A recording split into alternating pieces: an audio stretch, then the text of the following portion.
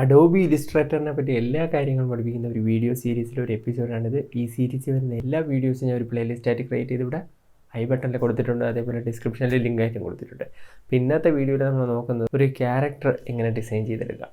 ഒരു സിമ്പിളായിട്ടുള്ള ഒരു ക്യാരക്ടർ, അധികം കോംപ്ലിക്കേറ്റഡ് ആയിട്ടുള്ളതൊന്നുമല്ല, സിമ്പിളായിട്ടുള്ള ഒരു ക്യാരക്ടർ എങ്ങനെ ഡിസൈൻ ചെയ്ത് എടുക്കുക എന്നുള്ളതാണ്. നമുക്കപ്പോൾ ഒരു ക്യാരക്ടറിനെ വരയ്ക്കാം. അതിന് ഞാൻ റെക്റ്റാങ്കിൾ ടൂളിൽ റൈറ്റ് ക്ലിക്ക് ചെയ്തതിന് ശേഷം എലിപ്സ് ടൂൾ എടുക്കുന്നു. എന്നിട്ട് ഇവിടെ ഒരു സർക്കിൾ ഇങ്ങനെ വരയ്ക്കുന്നു. ഇതിൽ നമുക്ക് തൽക്കാലം ഒരു ബ്ലാക്ക് ഫില്ല് കൊടുക്കാം. സ്ട്രോക്കിന് തന്നെ കൊടുത്തേക്കാം. ഇവിടെ വയ്ക്കുന്നു. ഇനി നമുക്ക് റെക്റ്റാങ്കിൾ ടൂൾ എടുത്തിട്ട് ഇങ്ങനെ ഒരു റെക്റ്റാങ്കിൾ ഇവിടെ വരയ്ക്കാം. എന്നിട്ട് ഇവിടെ നമുക്കൊരു ടൂൾ കാണാൻ പറ്റും, ഫ്രീ ട്രാൻസ്ഫോം ടൂൾ എന്ന് പറയും. ഇത് സെലക്ട് ചെയ്തിട്ട് അതിൽ ഇവിടെ പെർസ്പെക്റ്റീവ് ഡിസ്റ്റോർട്ട് ഉണ്ട്, അതെടുത്തിട്ട് ഇവിടെ നമ്മൾ ക്ലിക്ക് ചെയ്ത് ജസ്റ്റ് ഇങ്ങോട്ട് ഡ്രാഗ് ചെയ്ത് കഴിഞ്ഞാൽ അപ്പർ സൈഡും അതേപോലെ അകത്തോട്ട് ഡ്രാഗ് ആവും. ഇങ്ങോട്ട് ചെയ്ത് കഴിഞ്ഞാൽ അപ്പർ സൈഡും അതേപോലെ ഇങ്ങോട്ട് ഡ്രാഗ് ആവും. ഇങ്ങോട്ടാണെങ്കിലും അതേപോലെ തന്നെ. കണ്ടില്ലേ? അപ്പോൾ നമുക്കിവിടെ ഇങ്ങനെ ഡ്രാഗ് ചെയ്യാം. ഇത്രയും വേണ്ട, കുറച്ചുകൂടെ. ഓക്കെ,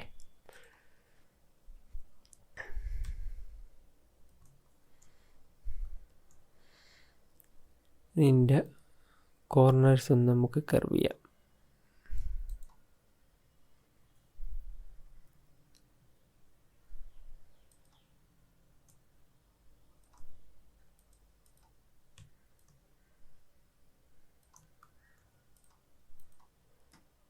ഞാൻ ഇതിന് കൊടുക്കാൻ പോകുന്ന കളേഴ്സാണ് ഇവിടെ സെലക്ട് ചെയ്ത് വയ്ക്കാൻ പോകുന്നത്.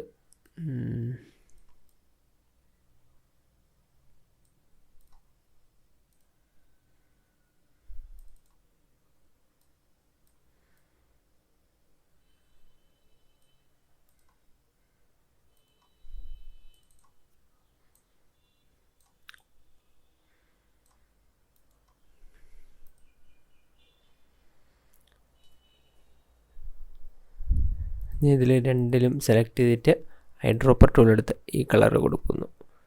ഇനി ഞാൻ ഇത് രണ്ടും സെലക്ട് ചെയ്ത് ഓൾട്ട് പ്രസ് ചെയ്ത് പതുക്കെ റൈറ്റിലോട്ട് ശക്കലം ക്ലിക്ക് ചെയ്ത് ഡ്രാഗ് ചെയ്യുന്നു. എന്നിട്ട് അത് രണ്ടും സെലക്റ്റഡ് ആയിട്ടാണ് കിടക്കുന്നത്. ഐഡ്രോപ്പർ ടൂൾ എടുത്ത് വേറൊരു കളർ കൊടുക്കുന്നു. ഇനി ഞാൻ ഇവിടെ ഒരു റെക്റ്റാങ്കിൾ ടൂൾ വെച്ചിട്ട് ഇവിടെ ഒരു ചെറിയ ഒരു റെക്റ്റാങ്കിൾ വരയ്ക്കുന്നു.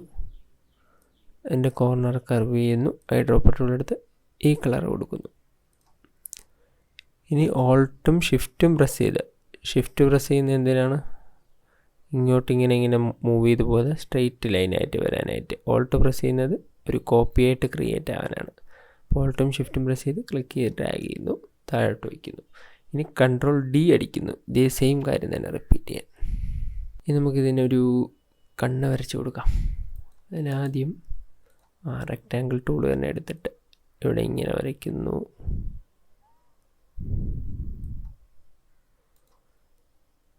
കോർണർ ചെറുതായിട്ട് കർവ് ചെയ്ത് കൊടുക്കുന്നു. ചെറുതായിട്ടല്ല, ഫുള്ള് കർവ് ചെയ്തിട്ടുണ്ട്. എന്നിട്ട് ഇതൊന്ന് അഡ്ജസ്റ്റ് ചെയ്ത് വെച്ചിട്ട്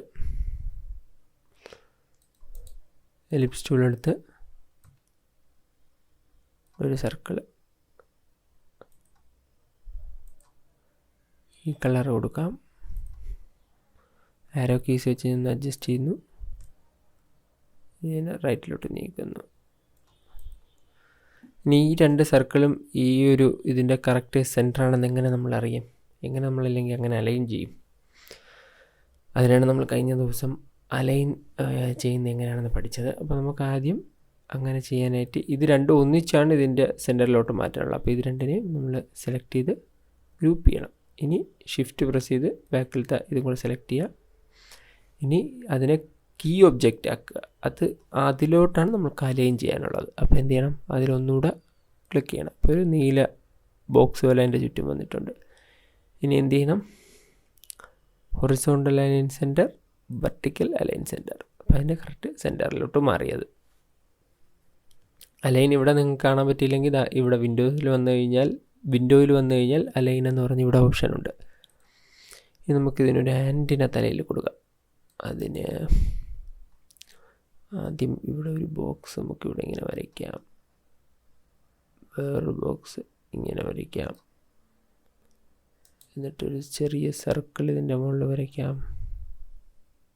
നടുക്ക് ക്ലിക്ക് ചെയ്തിട്ട് ഷിഫ്റ്റും ഓൾട്ടും പ്രസ് ചെയ്ത് ക്ലിക്ക് ചെയ്ത് ഡ്രാഗ് ചെയ്യണം. അപ്പോൾ സെൻറ്ററിൽ നിന്ന് പെർഫെക്റ്റ് സർക്കിളായിട്ട് വരും.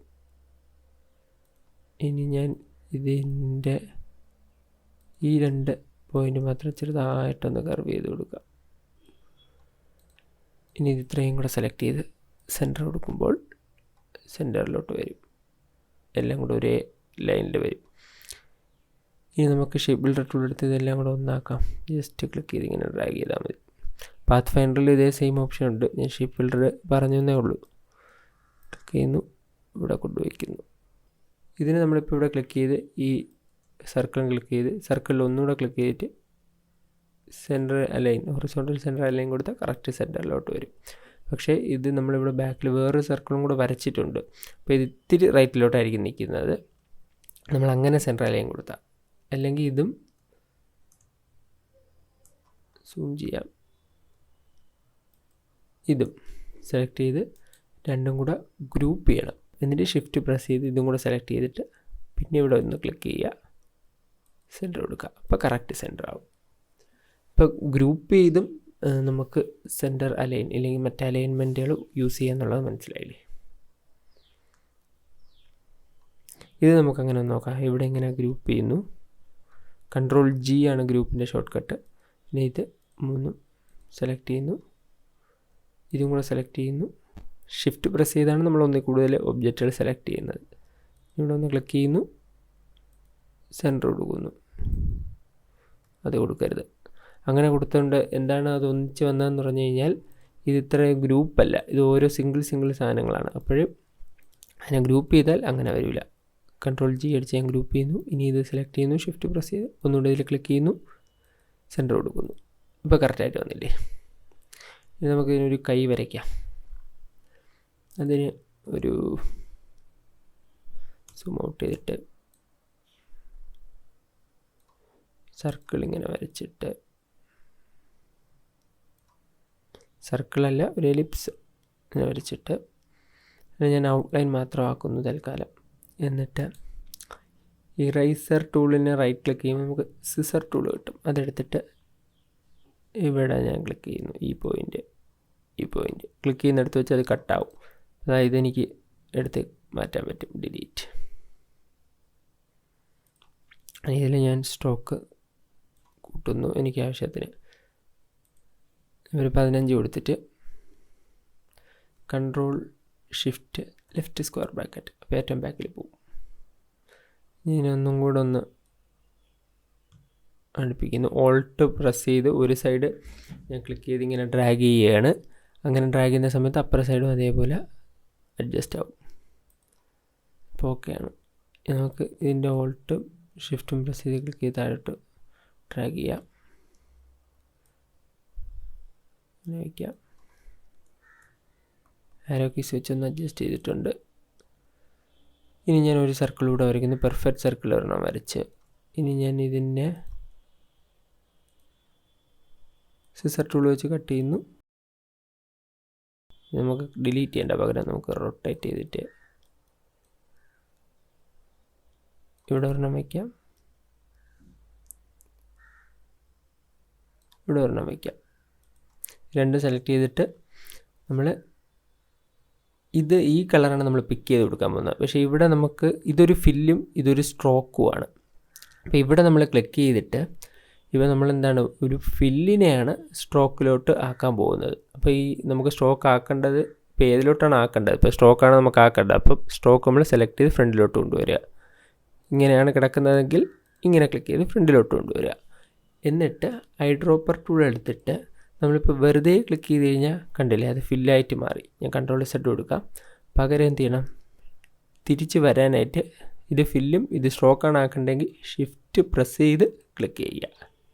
പ്രത്യേകം ശ്രദ്ധിക്കേണ്ട കാര്യം ഇതായിരിക്കണം ടോപ്പിൽ വന്നിരിക്കേണ്ടത്.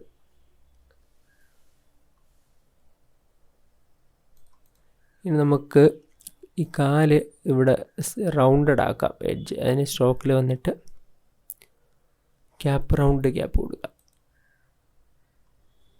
അപ്പോൾ നമ്മളുടെ ഒരു റോബോട്ട് ക്യാരക്ടർ ഏകദേശം റെഡി ആയിട്ടുണ്ട്. ഇതിനെ വെച്ചിട്ട് അടുത്ത എപ്പിസോഡ് നമുക്ക് വേറൊരു പരിപാടിയുണ്ട്, അപ്പോൾ അത് നോക്കാം.